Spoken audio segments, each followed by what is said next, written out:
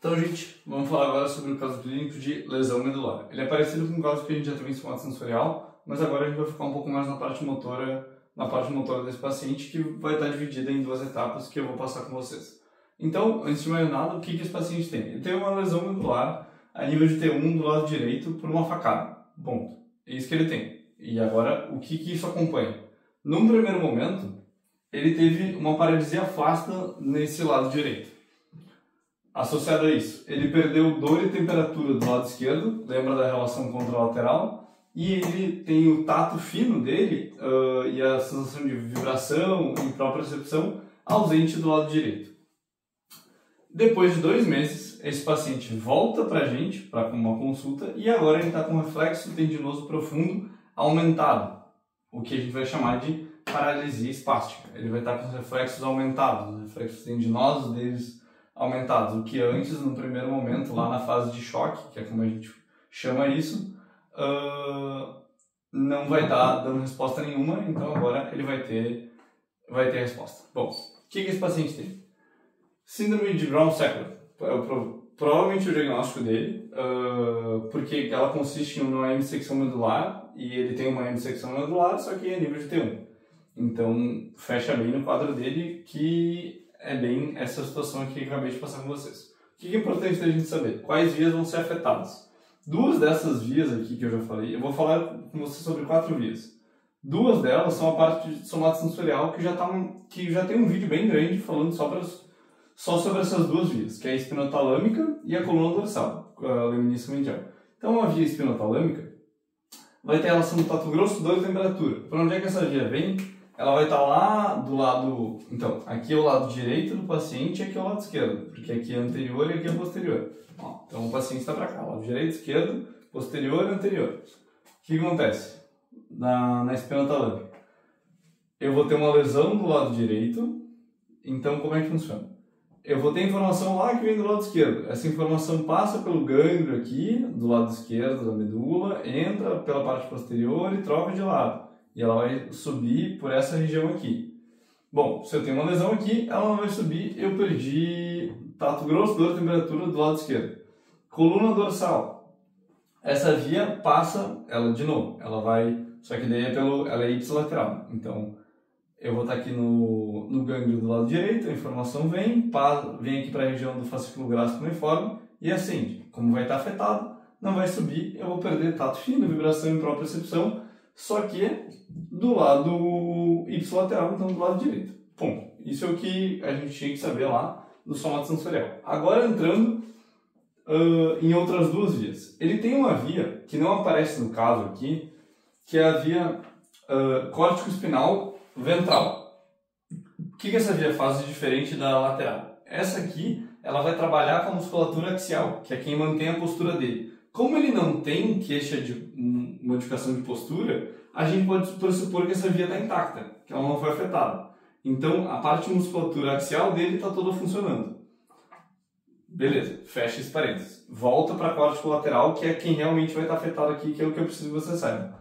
Essa é uma via que ela também vai ser ipsilateral, assim como a coluna dorsal. Bom, quem que essa via faz? Ela tem origem lá no córtex motor e ela faz a inervação da nossa musculatura, aqui eu escrevi axial, mas axial é do outro, então ela faz inervação de musculatura distal. Quem que é essa musculatura, João? Ela vai trabalhar com o membro superior e com o membro inferior. Quem são esses membros? Braços e pernas. No superior, braço, e no inferior, perna, né? Só deixando claro. Esse cara vai estar afetado. E ele passa por essa região aqui também, junto da espinotalâmica. As 2 passam por aqui. O que vai acontecer? Quando essa via é afetada, o que acontece com o paciente? Bom, num primeiro momento, a gente vai ter em lesões medulares o que a gente chama de fase de choque, que é esse primeiro momento aqui para ele, que é quando a gente tem uma paralisia flácida. O que é paralisia flácida, João?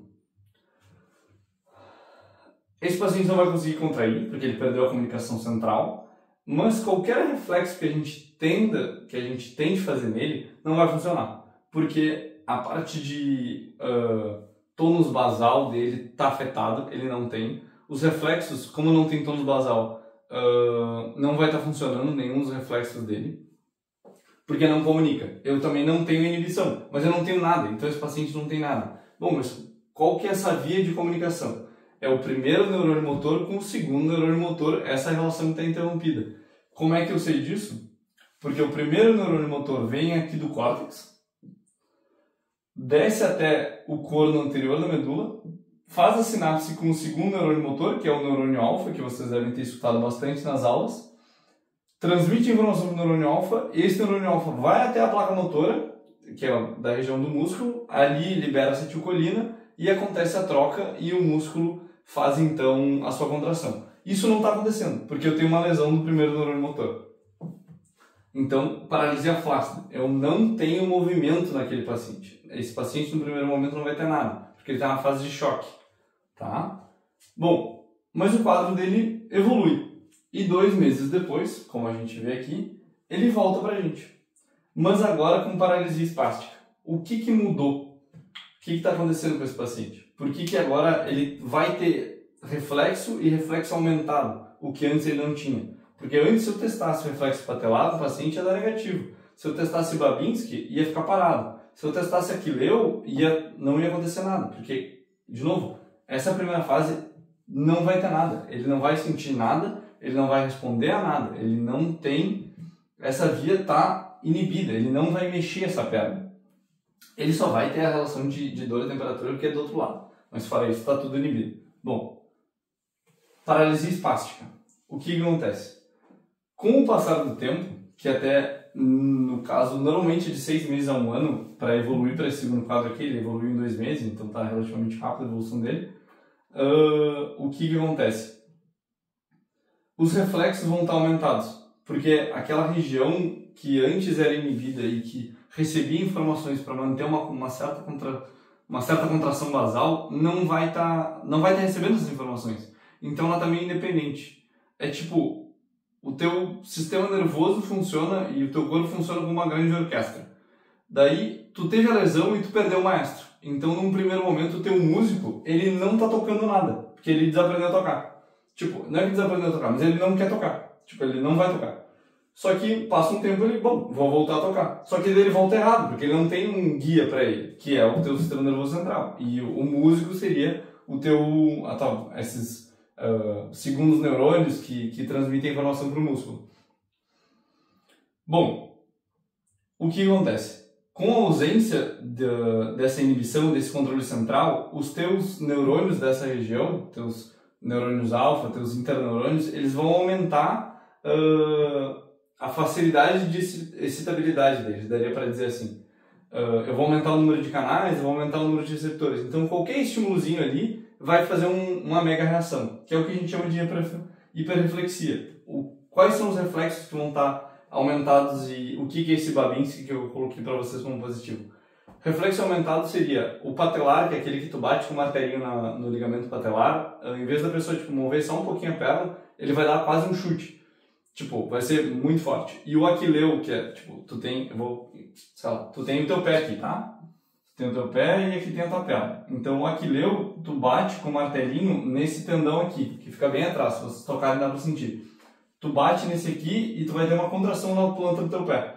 Esse reflexo também vai estar aumentado. Tá? E outro reflexo que tu tentar também. O Babinski vai estar dando positivo. O Babinski é um sinal que tu vai pegar a planta do pé do teu paciente. Então, imagina que isso é a planta do pé. Então, aqui a parte lateral e aqui a parte medial. E eu vou fazer assim, com tipo, algo pontudo. Pode ser, sei lá, uma tesoura, o dorso do martelo, alguma coisa que, tipo, que cause um desconforto, vai. Então, eu faço esse movimento aqui.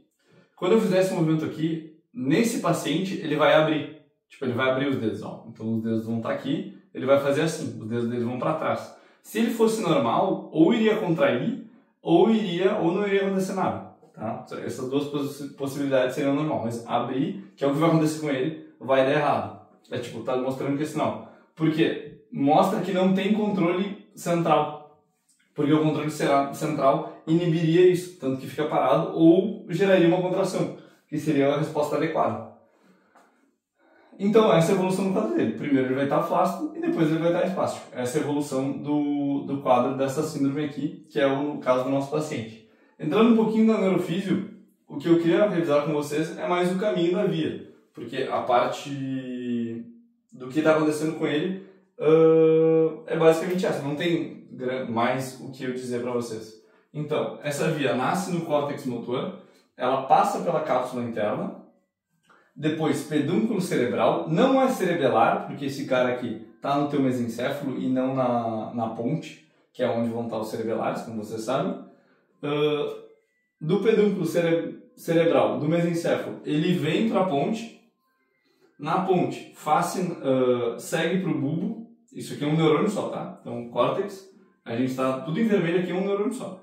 Então, passou na ponte, passa para o bulbo, vai até a região da decusação das pirâmides, tá? Isso aqui que eu estou falando com vocês é esse córtico espinal, tá? Então, mas ela vai ter uma pequena diferença aqui.